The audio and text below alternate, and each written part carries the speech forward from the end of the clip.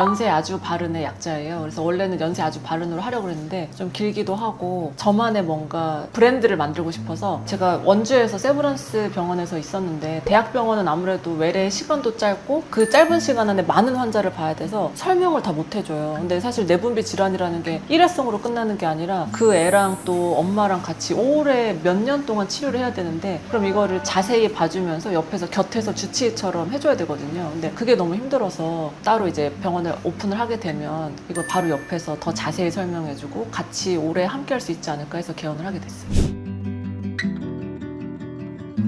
저도 몰랐어요. 저희 부모님도 모르셔가지고 깜짝 놀라셨는데 초경을 보통 초등학교 6학년 중1, 중학교 때 많이 했거든요. 근데 저는 초등학교 5학년 때 초경을 시작을 했어요. 그래서 저희 반에서 제 친구 다음으로 두 번째로 빨랐었고 엄청 놀랐었는데 그냥 이제 넘어갔어요. 키가 그때는 항상 키가 끝에서 두세 번째였는데 그 다음부터는 점점 키가 내려가면서 이제 제가 평균이 되더라고요. 뒤늦게 공부하면서 보니까 아, 내가 성조숙증이었구나. 다행히 지금 키는 평균 정도긴 하는데 초경도 빨랐고 제가 너무 크고 몸 신체 변화가 있었으니까 이렇게 자꾸 이렇게 움츠리기에 들면서 숙이고 다녔어요. 그래서 척추 측만증도 발생을 한 것 같고 성격도 조금 소극적이게 된 것 같고 성조숙증이라는 게 원인이 여러 가지가 있을 수가 있는데 저처럼 가족력이 있는 경우 저희 부모님은 사실은 가족력은 없었지만 저랑 제 동생은 좀 빨랐었거든요. 그래서 저희 자녀들도 지금 자세히 관찰을 하고 있어요. 가족력이 있는 경우에 밝혀진 유전자들이 있어서 그럴 때는 성조숙증에 걸릴 위험이 있어서 검사를 해보는 게 좋고 세상이 좋아지면서 환경호르몬 노출이 너무 많아졌어요. 보호자들 분들한테 설명을 하기를 세상이 좋아지면 질병이 많이 없어졌지만 죽고 사는 그런 질병들은 많이 없어졌지만 세상이 좋아지면서 생긴 질병들이 생겼다. 그 중에 하나가 성조숙증이에요. 그래서 환경호르몬 노출이 너무 많아져서 뭐 플라스틱이나 비닐 사용이 많아지고 사실 이런 환경 오염도 문제가 될 거라고 생각하거든요. 그래서 이런 부분이 노출이 많아지면서 성조숙증을 유발하게 되고 비만도 한 원인 중에 하나예요. 식습관이 서구화되고 또 영양이 공급이 과잉이 되면서 물론 비만한 애들이 다 성조숙증 걸리는 건 아니지만 그 중에 일부는 성조숙증이 걸릴 확률이 높아져서 비만한 아이들도 성조숙증이 발생이 되는지 안 되는지 꼭 확인해 봐야 돼요. 하지만 마른 애들한테도 올 수가 있거든요. 그래서 꼭 비만하면 100% 성조숙증이다도 아니고 마르다고 성조숙증 걸리지 않을 거다는 아니에요. 하지만 비만은 위험 요인 중에 하나입니다. 너무 작게 태어난 경우 출생 당시 체중이 주수에 비해서 너무 작게 태어나면 이것도 성조숙증 위험 요인 중에 하나예요. 너무 작게 태어난 경우는 키도 따라잡지 못하는 경우도 있고 그다음에 성조숙증도 걸릴 수 있고 그리고 다른 대사증후군 뭐 고지혈증이라든지 뭐 당뇨병 이런 것도 걸릴 확률이 높아져 있다고 지금 알려져 있거든요. 그래서 체크를 좀 하는 게 중요합니다. 원인 불명이 사실은 제일 많고 원인이 알려진 거는 사실 몇 개 없어서 좀 우스갯소리로 성조숙증의 원인을 알게 되면 노벨 의학상 깜이다 뭐 이런 말도 있고 그래서 국가에서도 연구하고 있고 그렇습니다.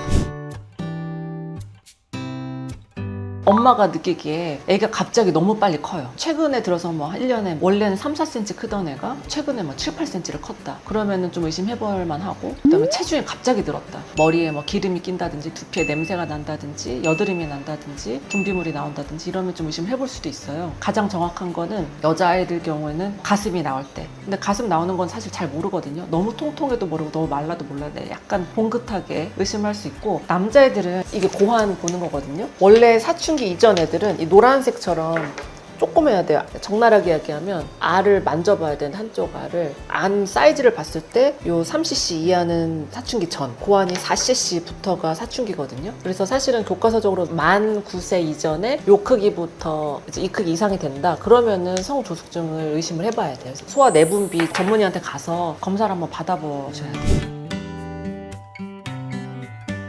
치료는 이제 사춘기 억제 호르몬을 맞아요. 뇌하수체에서 사춘기 호르몬이 분비가 되면은 배란이 일어나고 또 고환이 커지고 정자가 생성되고 이런 식으로 이제 진행이 되거든요. 이제 좀 천천히 원래 뭐 예를 들어서 6개월 동안에 몸은 1년씩 간다 이런 게 성조숙증이에요. 세월이 가는 만큼 몸도 같이 가야 되는데 뭐 이런 환경적인 요인이나 어떠한 이유 때문에 사춘기 호르몬 분비가 갑자기 빨라지고 많아지면서 확 빨라지는 거거든요. 이제 치료를 하게 되면은 원래 내가 몸이 6개월 동안 1년 가는 걸 6개월 동안 6개월만 가게 하는 거죠. 그런 식으로 해서 점점 자기 몸 상태를 정상으로 맞춰주는 거예요. 그리고 주사를 보통 맞게 되는데 지금 이제 허가받은 거는 4주에 한 번 맞는 28일 주기로 맞는 주사랑 12주 제형, 24주 제형 이렇게 나와 있는데 그 주사제가 지금은 허가된 주사고 그거를 일정한 기간 동안 주기적으로 맞아야 돼요. 근데 이게 치료라는 게 좀 잘못 알려져 있는 게 있는데 무조건 성조숙증 치료는 2년 맞아야 돼 이런 말들이 있었는데 그건 아니고 개인마다 달라요. 내가 만약에 몸 상태가 내 나이보다 1년이 빠르다. 보통 저는 곱하기 2에서 2년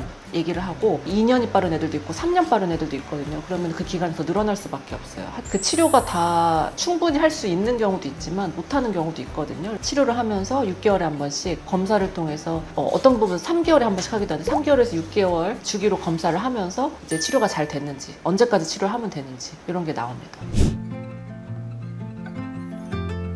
꼭 검사를 받아야 하는 경우는 일단 가족 중에 성조숙증이 있을 때 부모님이나 형제자매 근데 요즘은 형제자매들이 성조숙증 경우는 그 뭐 동생이라든지 굉장히 많아요. 그래서 그런 경우에 꼭 검사를 받는 걸 권하고 최근에 너무 급격한 체중 변화나 키가 성장한 경우 아이가 비만한 경우 이럴 때는 꼭 받아보는 걸 권하고 그 외에도 뇌에 병변이 있는 경우도 있어요. 뭐 뇌 종양이라든지 뇌하수체랑 관련이 돼 있기 때문에 이런 경우에도 성조숙증이 유발될 수 있습니다.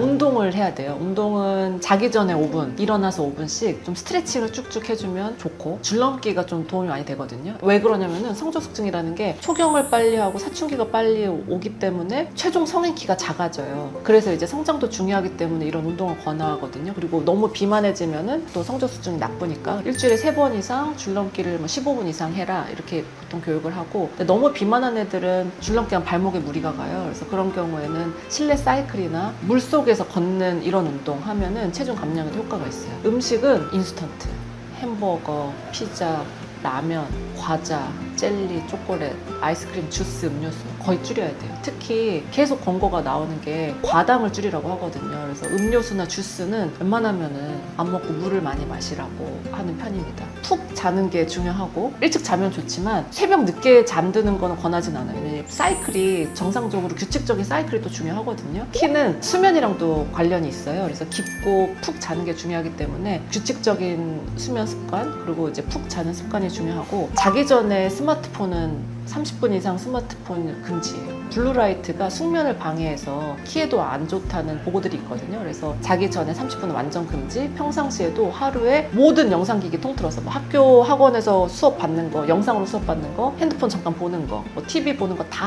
합해서 2시간 미만으로 보라고 권하고 있습니다. 그리고 중요한 게 보조식품 요즘 많이 먹거든요. 건강 보조식품 홍삼, 키 크는 영양제, 그 밖에 먹는 영양제 이런 거 별로 필요 없어요. 오히려 더 성조숙증 유발할 수 있거든요. 그래서 이런 보조식품은 안 먹는 게 좋고 그냥 식사 골고루 하고 빨주노초 파남보 골고루 먹으라고 하거든요. 그래서 골고루 먹고 새끼 규칙적으로 먹고 그렇게 하면은 건강하게 클 수 있습니다. 애들한테 얘기를 하면은 절대 안 들어요. 저도 이제 애들 데리고 병원에 일부러 가서 선생님한테 얘기를 해달라고 하는 경우도 있거든요. 치료가 워낙 장기간이고 집에서 같이 해줘야 되는데 엄마가 하는 게 좀 한계가 있어요. 그래서 가끔 병원에 와서 이제 저랑 얘기를 하면서 아이들도 한 번씩 더 상기를 시키고 그리고 조금 더 푸시를 해서 꾸준히 할 수 있는 그런 치료가 굉장히 필요해요. 그래서 치료도 중요하고 옆에서 서포트하는 그런 지지층이 굉장히 중요하거든요. 형제 중에 한 명만 치료를 받아요. 나머지 하나는 괜찮아요. 그러면은 얘는 막 먹는 거 아무렇게나 먹고 뭐 운동도 안 하고 맨날 TV 보고 그런데 치료받는 친구만 이런 걸 다 제약을 하고 해야 된다. 그러면은 굉장히 힘들고 외롭거든요. 근데 어차피 이게 치료에도 중요하지만 건강한 생활 습관이기 때문에 그냥 가족 구성원 모두 이걸 하는 거를 저는 권해요. 혼자 하지 말고 같이 하고 그러면 모두가 건강해지는 길입니다.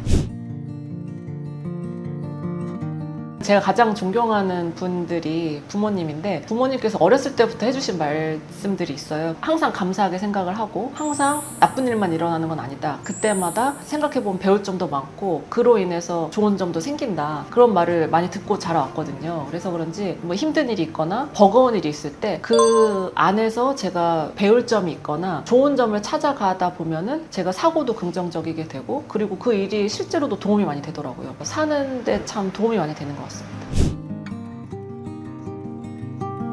우리는 건강하고 자신감 있게 살려고 만난 거니까 좀 힘들 수도 있어요. 처음에는 이제 뭐 검사도 하고 주사도 하고 병원에 오는 걸 좋아하는 사람은 없는데 또 하다 보면은 사실 좀 죽고 사는 문제도 아니고 그냥 더 건강하게 더 멋있어지고 더 자신감 있게 되려고 어떻게 생각하면 예방 목적에서 치료를 하는 거니까 마음을 좀 가볍게 먹고 가족들이랑 그다음에 저랑 같이 오래 꾸준하게 치료를 해봅시다.